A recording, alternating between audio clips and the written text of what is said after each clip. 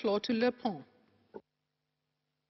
Madame la Présidente, au Sri Lanka, l'occupation militaire des terres traditionnelles des Tamouls est extrême, avec un ratio d'un soldat pour 6 civils dans la province du Nord et un soldat pour 2 civils dans le district du Mullaitivu.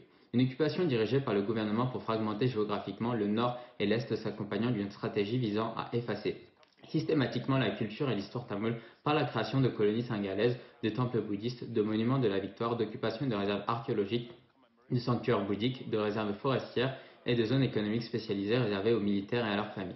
Le projet de résolution 0, présenté par le Core Group sur le Sri Lanka, ignore l'évaluation faite par le commissaire aux droits de l'homme qui a accusé le Sri Lanka de ne pas tenir ses promesses pour assurer la justice et a souligné la nécessité de mettre un terme au rôle proactif de la communauté internationale afin de prévenir les conflits futurs. Cependant, ce projet ne décrit pas une approche claire pour garantir la justice, la responsabilité et une paix durable.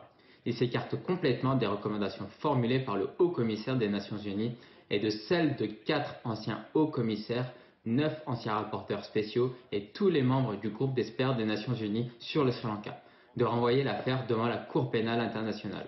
La résolution de ce Conseil sur le Sri Lanka doit inclure ces recommandations et mettre l'accent sur l'arrêt immédiat de l'accaparement des terres et de la colonisation tamoule, tout en assurant la démilitarisation immédiate du Nord et de l'Est. Ignorer cela sera une fois de plus une parodie d'un régime international des droits de l'homme.